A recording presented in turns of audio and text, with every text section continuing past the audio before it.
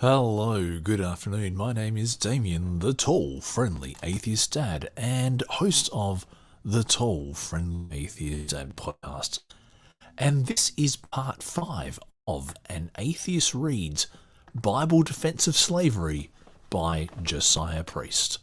So far from lies and hypocrisy, returns to energy, and silence becomes brave. Don't ask me the reason why. Just say I only dream in black and white. Future's nothingness, but I can choose another end. Opening my eyes, and you beginning in my life. Without emptiness to feel, I am sure of myself. No mercy until the end.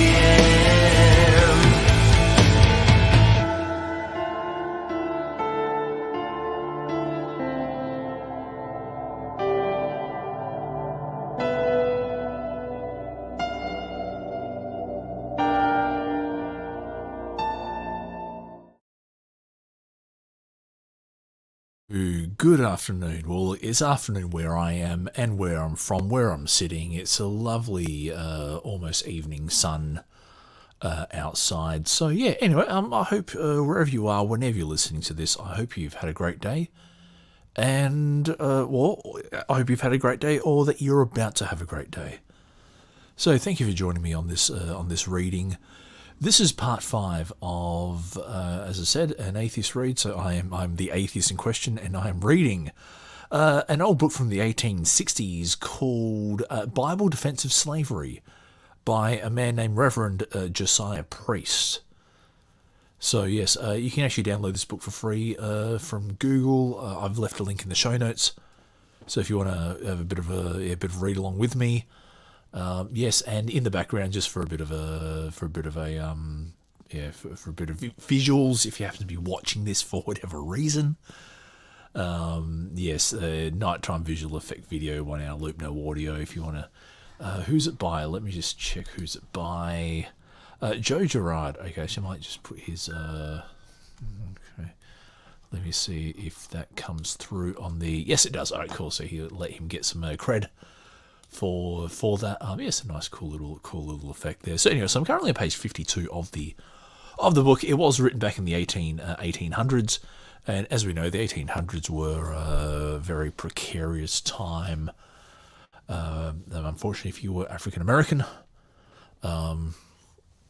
So thankfully things have gotten better now. Some people might argue that they haven't, but I would argue very ostensibly that they have.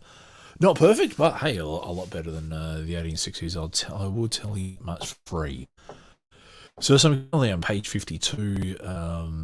This is a controversial subject topic. I'm not going to shy away from that.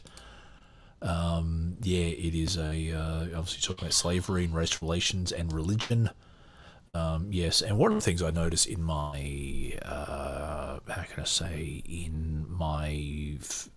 in chatting about faith with Christians, the topic of slavery is one of those ones. It gets brought up a lot and is vociferously discussed. So atheists will say that the Bible condones slavery, and Christians will say no, the Bible doesn't condone slavery, it abhors slavery, and all that kind of stuff. So yeah, anyway, the music I just played and the music that I will play as I'm reading is from the band Victim of Illusion. Head on over to victimofillusion.bandcamp.com and buy their latest album, Invisible Light, for a very reasonable price, and support independent music artists. Oh yeah. Thank you. That's my. Are you warm? Actually, you are. You're in a very fluffy. The warm reading sun in the very fluffy reading blanket. So anyway, so I'm going to hit go on the music. There we go. So turn them just a touch so you get a Nice little feel for it. So yes.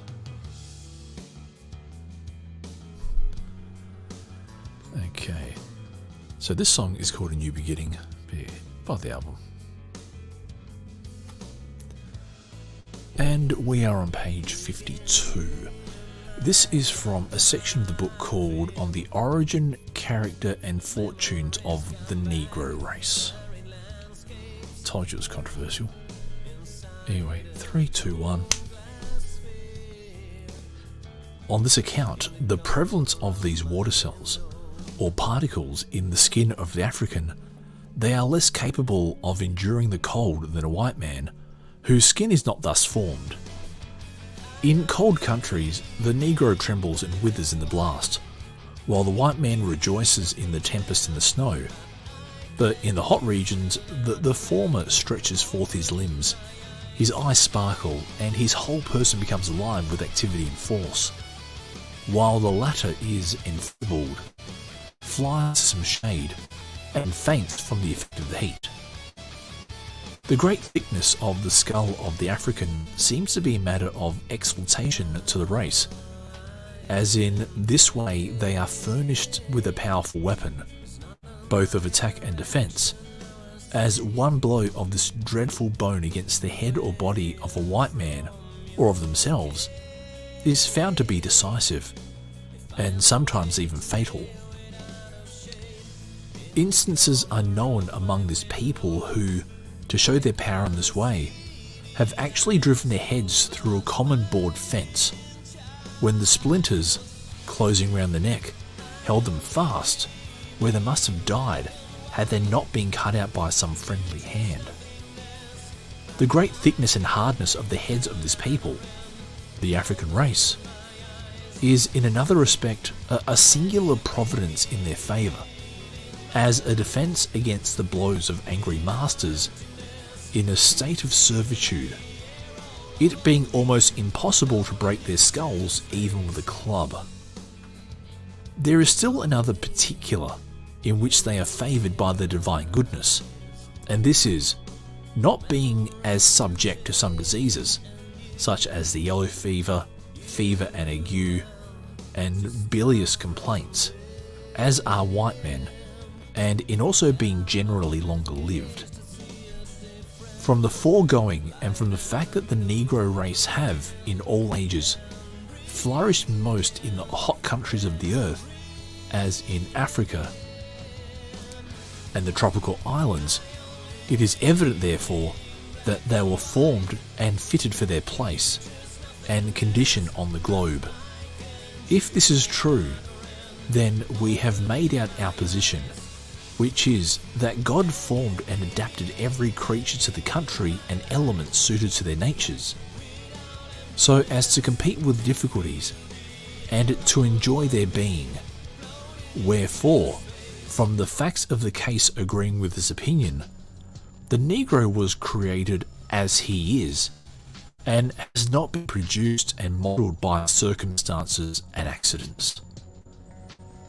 The earth was made and hung amid the air, a fabric great and huge, yet wondrous fair, on which was placed all things that walk or fly, and each adapted to its destiny. Alright, so that ends the third section of the book. And yet, so the common argument from Reverend Josiah Priest in this is that basically God made Africans to be servants, to be, as you can see here, he made them with hard heads that could withstand blows from clubs, as he's got this sentence here, it being almost impossible to break their skulls even with a club. And one of the points I made in previous readings of this book is that this is the opinion you would reach if you had like a very, very, very basic understanding of evolution, and you were a creationist and you got your opinion and your science from the reading of scripture. Well, if you try to reconcile scripture and you didn't know much science and you were trying to prove the prove the Bible right, and you had all these, what can I say?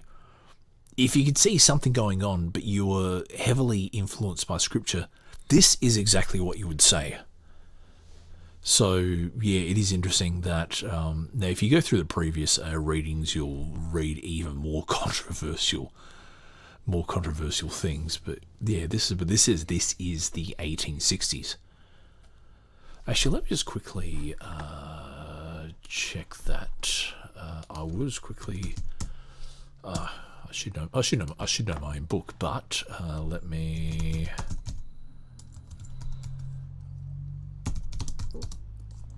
Yes, Bible Defense of Slavery. Yes, you found it. 1788. I thought it was actually earlier than that. No, there's an 1851 edition. Let me see where.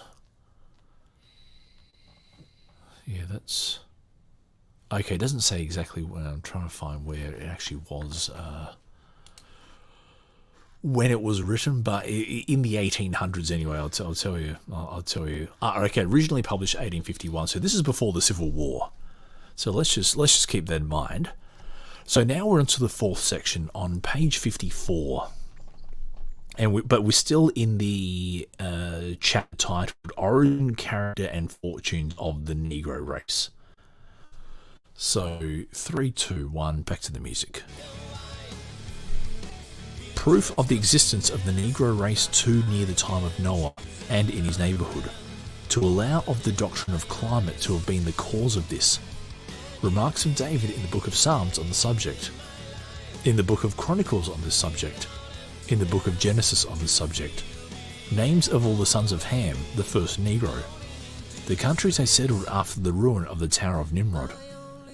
Respecting the colour of the Egyptians, Herodotus's account of this matter, as well as of the colour of all Africans in his age, proves that they are always black from the very beginning of their existence. Curious account of the wife of Moses, proofs of her being a negress and of the race of Ham. Statement of the prophet Jeremiah, that Ethiopians are black. If the three sons of Noah are all of the same complexion, then follow certain results fatal to the veracity of the scriptures.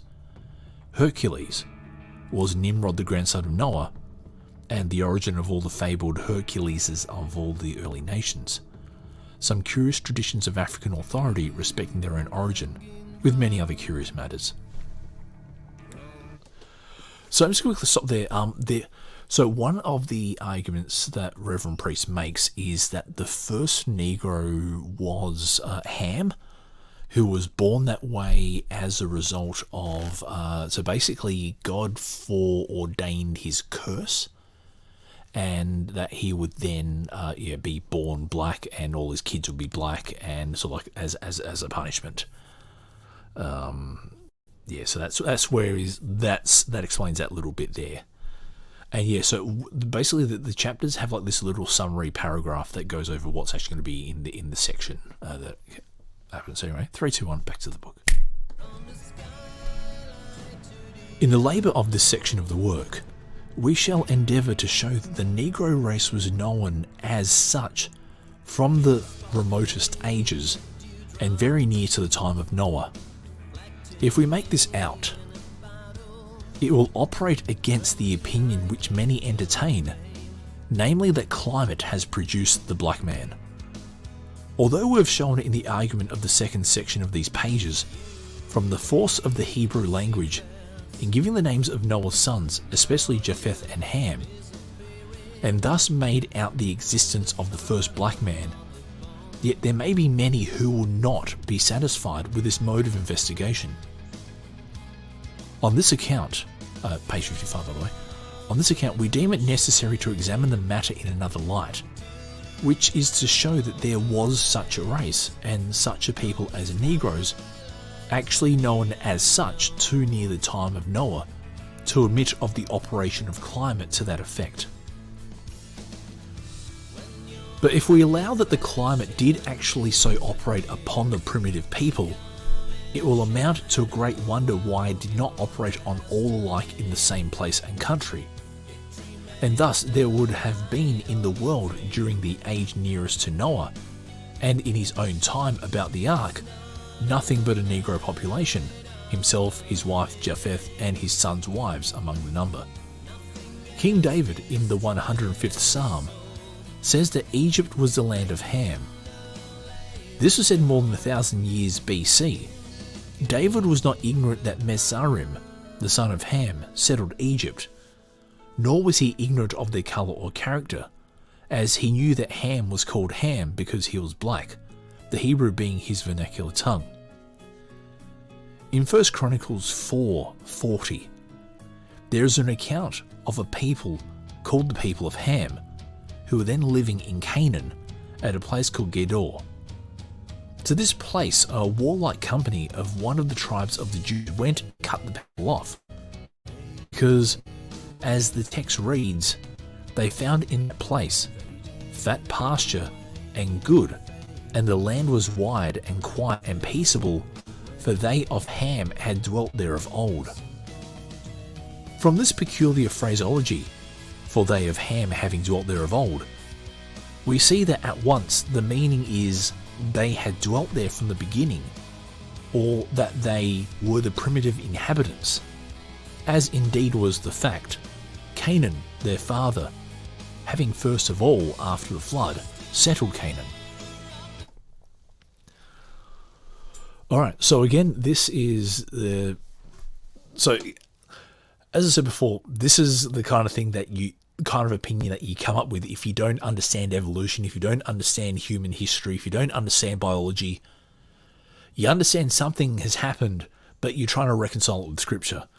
And I can't help but wonder how much influence that people, that groups like the KKK or other racial supremacist groups take from opinions and arguments like this.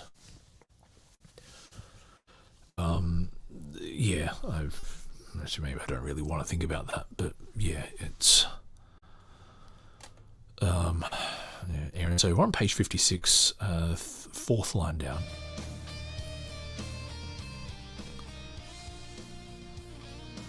As far back in time as the patriarch Abraham, we're able to show that the Hamites dwelt in Canaan. See 23rd chapter of Genesis, where there is a circumstantial account of Abraham buying a burying place on the occasion of the death of Sarah, his wife, from the children of Heth. But who are the children of Heth? We answer, they were the descendants of Canaan, one of the sons of Ham. To prove this, see 1 Chronicles 1:13, where it is said that Canaan begat Zedon, his firstborn, and Heth. It was of this man's children that Abraham bought the burying place. This was 1872 years BC, and but 476 years after the flood. Heth therefore was the great-grandson of Noah, being the son of Canaan, who was the son of Ham, and Ham was the son of Noah, making this Heth Noah's great-grandson. But there were other tribes and families, the offspring of Canaan, who dwelt in that country in the time of Abraham, as the Jebusite, Amorite, Girgahite, Hivite, the Arkite, and the Levite, as the Zidonians, Tyrians, and many others of the race of Ham. This is the reason why it is said, as we have quoted above from 1 Chronicles 4:40, that they of Ham dwelt in that country of old, that is, in the days or time of Abraham, and of necessity, from a more ancient date, as Abraham found, this people inhabiting the country at the time he came there first from all of Ur, of Chaldea, beyond the river Euphrates in the east, which of necessity makes them, after the flood, the first or the primitive race of Canaan. But if the people of that age, so near the time of the flood, were all of the same complexion, as abolitionists suppose, the climate not yet having had time to make the great changes since made, how was it, or by what means did they know in those ages that they of Ham had dwelt there of old? Surely this would have been impossible, unless they were in some way strongly marked and distinguished from the other two races of Noah, so that they were readily known wherever they were seen, and that distinction must have been their black complexion, as we are not authorized to suppose any other, nor this either. So one thing I did forget to mention was that in previous pages, the author makes the assertion that the word ham is related to a Hebrew word for black. Now, I don't exactly... one, I don't agree with it. Two, I don't know either way. But yeah, it is interesting that... yeah, so... But as I said, so one of the old theories, or one of the theories this guy makes, is that Noah had 3 sons, and yeah, Ham was the one cursed by God before Noah cursed him to be black, and therefore every kid he has is black. It's just a bit of a weird theory, but yeah, it's racism. Great. Anyway, back to the book. 3, 2, 1. The names of the 4 sons of Ham, according to the first book of Chronicles, chapter 1, and the Jewish Antiquities by Josephus, chapter 6, part 21, were Phut, P-H-U-T, Mezarim, Cush, and Canaan. 4 in number. Canaan, it appears, from these authorities, settled in the southern parts of Asia, along the Persian Gulf, and the eastern parts of the northern side of the Mediterranean, as well as all the back country or mountainous regions of old Phoenicia, afterward called Palestine, comprehending the country of Jerusalem, and quite down to the Isthmus of Suez, a strip of country situate between the ends of the Red Sea and the Mediterranean, which divides Asia Minor from Africa. This was a mighty region of country, over which the descendants of Canaan spread themselves more or less immediately after the dispersion of the Great Tower. And I'm just getting buzzed here. I'll just play some music to make you feel better.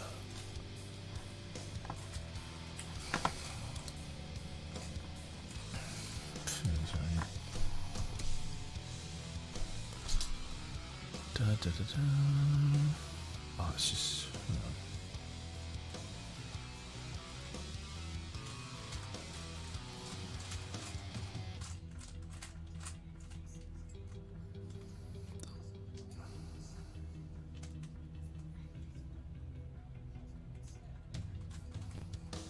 Thank you. Okay, where was it? So yeah, so the author doesn't give much credence to an old Earth, multiple human generations, all that kind of stuff. But one of the things he doesn't realise blows his argument out of the water is the idea that within 400 years, so there were 8 people who stepped off the boat. And then within 400 years, there were enough people to make clans of the Jebusites, the Amorites, the Gigahites, the Hivites, the Archites, the Levites, the Tyrians, the Phoenicians, and everybody else. There is the ridiculous young Earth creationist argument that the population doubled every 150 years, which I've never. I think even when I was a Christian, I don't think I ever accepted. And that gets you some really weird numbers. But even if we accepted that, 150 years to double the population, so within 450 years, so if you go from 8, you'd only have 32 people. Not very big tribes if they're doubling every 150 years. But again, this is what I say. Oh, someone's Discord is going off. So when you're trying to reconcile a preconceived notion with the scriptures, this is the stuff you come up with. Anyway, let me then... Okay, back to the book in 3, 2, 1. There can be no doubt, however, but there may have been among them many individuals of the other houses of the Hamethian race, as there was no great reason why there might not have been such instances, seeing they were all one people, but yet the bulk of the first settlers of those regions were of the family of Canaan. Cush and his father Ham, with the mighty Nimrod, after the confusion of their language at the Tower of Babel, travelled, doubtless by water, down the Euphrates to the Persian Gulf, as it is now called, the first name being unknown, and from thence by water coasted along the Arabian Sea, which is a branch or bay of the Indian Ocean, and onward till they came to the Strait of Bab el Mandel, a narrow place of water where the Red Sea unites with the ocean, the southern side of which strait is Africa, and is near the region of the head of the Nile, where Cush and his fellows settled and laid the foundation of the Ethiopian Empire, which continued in some sense to be known on the page of history, even to the time of Christ, when all traces of them as a people, in the form of a kingdom or government, was lost. Phut, or Put, as it is spelled in the scriptures, went also to Africa. But as his region of colonization was even west of Egypt, in the interior of Africa, they must have gone the whole distance by land, across the Isthmus of Suez, and laid the foundation of the Libyan Empire. Mizraim, it seems, took the same course with his clan or family, passing over the isthmus and settled on the slimy flats of the Nile, where that river unites with the Mediterranean, following up the river on both sides, filling in the process of a few years the vast vale of that mighty river for hundreds of miles with their multitudes, commencing in this way the famous Egyptian Empire. I wish I had some sort of sociology or the history degree or something, to actually really be able to fact check this guy's what this guy is saying. It just sounds like a very vast conspiracy theory. On the face of it, the numbers seem quite impossible. Just like trying to think. So within 400 years of the flood, you've got dozens and like dozens of like not just family size, but like clan size of people who are genetically distinct as well. It's very it's. I think we say in Australia, it's a worry. Anyway, let me then. Back to the book in 3, 2, 1. Thus the sons of Ham settled themselves after their famous attempt to build the tower, which they intended under the administration of the ferocious Nimrod, as the nucleus of a kingdom of idolatry, and for another purpose of which we shall speak in the proper place. But how long it was before these brothers, with their respective tribes, clans or houses, found the countries we have spoken of and settled there, and how much they suffered from fatigue, hunger, wild beasts, and the joyous incidents of such an enterprise and journeyings through untrodden wilds and unnavigated waters, after they left the plains of the Euphrates and the Tower, who can tell? But that they did settle these countries, and were the first of mankind to do so, after the flood, is true and authentic.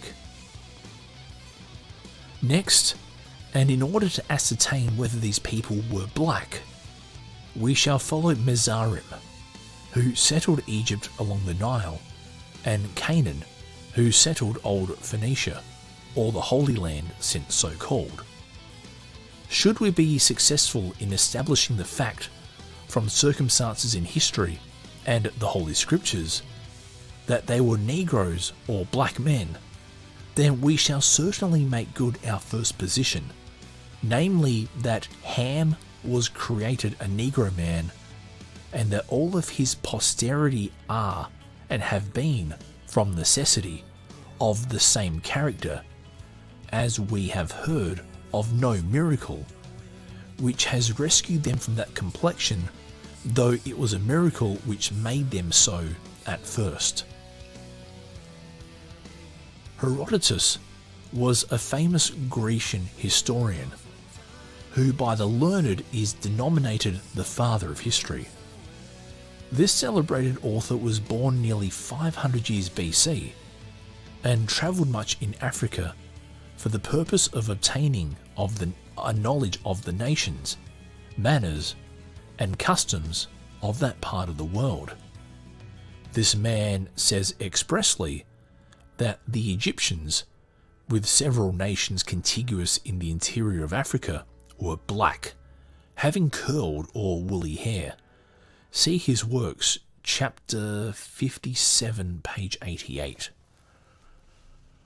On the authority of this statement of Herodotus, Volney, a celebrated French writer, remarks that the people of those countries, Egypt, Libya, and Ethiopia, were real Negroes of the same species with all the nations of Africa. Is not this statement of the Grecian traveller to the point, proving that the people of Egypt and Africa, nearly 500 years BC, were Negroes with black skins and woolly heads? And if thus, at that period, how is it to be shown that they were not always so? Alright, so, I don't want to say it again, but yeah, so if you're trying to reconcile reality with the Bible, then yeah, you come up with this idea that God magically made Ham black, that all of his kids were black, even though his wife would have had to have been white, yet his kids are still black. And anyone else who they procreated with, anyone just came out black, straight out black, and there was not enough time for climate to, change things. But as we know from genetics, and also from the fossil record, that Africa, it was the origin of life, or of human life, I should say. So in essence, we are all Africans.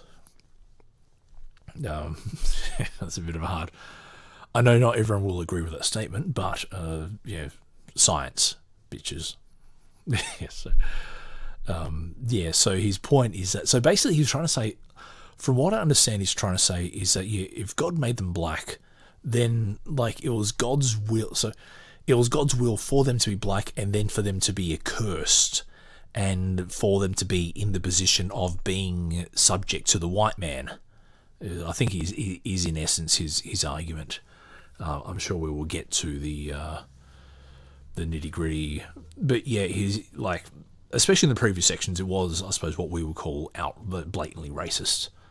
At this stage, I would just say he's really ignorant.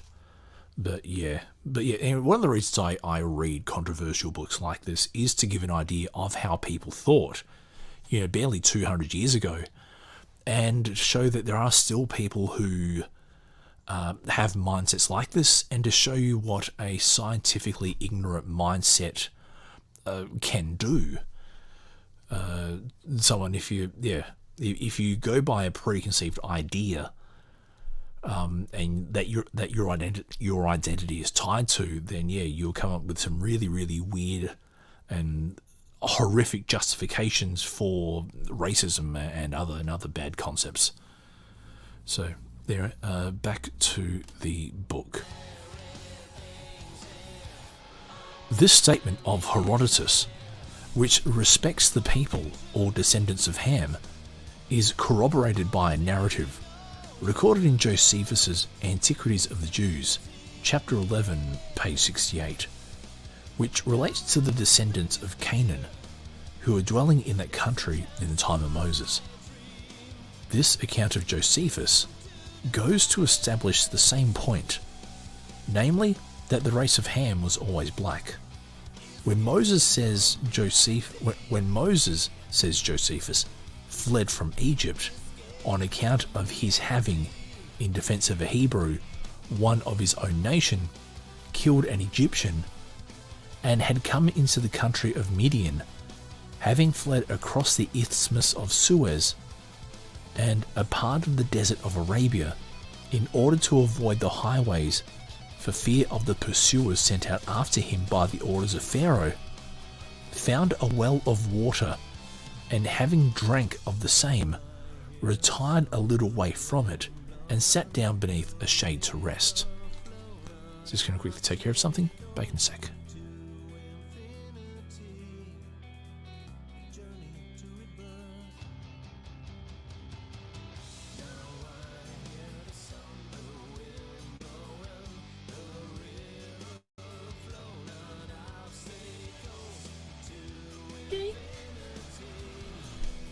Now, where was I? Now, while resting, there came in sight a company of young women, 7 in number, all the daughter of one man, Jethro, or Ruel by name. These young women were shepherdesses, and had the care of their father's herds, who was a great man, even a priest of the neighbourhood where he lived. Now, when the girls had come from the way of the wilderness, near the foot of Mount Horeb, and had arrived at the well, drawn the water, and were about to refresh their flocks, there came also from another direction a number of men called troglodytes, who also had the care of flocks. These men, it appears, were so barbarous and unfeeling as to take away by force the water which the young women had drawn, compelling them to labour in vain. But Moses, from his resting place, had seen the behaviour of these men, and heard the outcry of the girls, hastened to the spot, and being a man of great muscular power and majesty of countenance, rebuked the savages and drove them away, as they were overawed and frightened, when the young women advanced and watered their charge. Now the daughters of Jethro were so delighted with the beauty and gallant bearing of the stranger, that when they had taken their flocks to the fold, they related to their father the whole affair, in such terms of rapture, that induced the kind-hearted priest immediately to send out runners in the direction of the well, although it was then verging toward the twilight of the evening, in search of the man. In this hospitable undertaking, they soon succeeded bringing in Moses to the tent of Jethro, the shepherd priest. Here, the young women renewed their admiration of their hero, while their kind father made him welcome to his dwelling for the night. But such were the elegance and manners of Moses, and his wisdom of conversation, the good-hearted host soon invited the stranger to make his house his home, as long as it might please him. Moses, finding the place afforded him all the security he desired to screen him from the pursuit of his enemies, entered into a contract with this priest of Midian, and became a shepherd, instead of the heir apparent to the throne of Egypt, by virtue of being patronized by the daughter of Pharaoh from his birth. It does not appear that Jethro had any sons, all his children being daughters, from among whom Moses, in a short time, took a wife, dwelling there with his father-in-law many years. Concerning this Jethro, or Ruel, as Josephus calls him, the Midianite, to whose family Moses became allied in marriage, Abul-Pharajus, an Arabian writer quoted by Adam Clarke, in his commentary on the chapter of this very man in the book of Exodus, says that the girl Sapphuri, or as it is written in the scripture Zipporah, was the black daughter of Ruel, or Jethro, which is all one, as he had several names. If she was a black woman, then were her sisters also black, as well as her father and mother, who were real Negroes, the descendants of Ham? Or Abul-Pharajus would not have said that she was a black woman. But if this is not satisfactory, we are able to prove she was a black person by a higher authority, and will, if we do so, powerfully corroborate the statement and veracity of Pharajus, the Arabian historian whom Clarke has honoured by a reference to his work. On this subject, see the book of Numbers, chapter 12:1, where the circumstance of Moses having married the daughter of Jethro is spoken of as follows. And Miriam and Aaron spoke against Moses because of the Ethiopian woman whom he had married, for he had married an Ethiopian woman.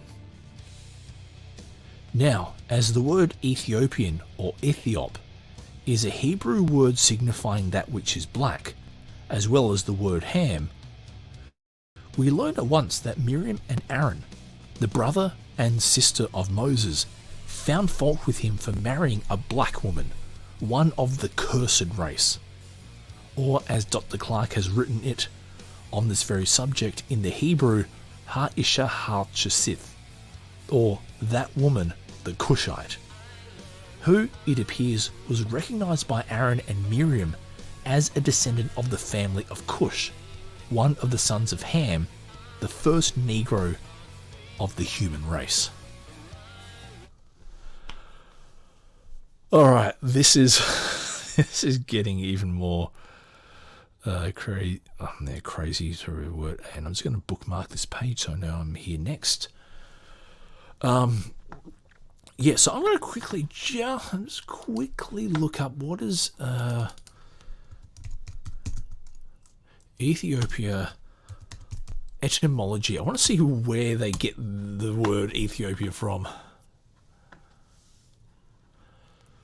Okay, so this is interesting.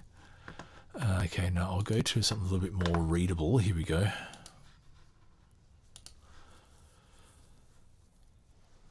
Okay, so etymology, here we go.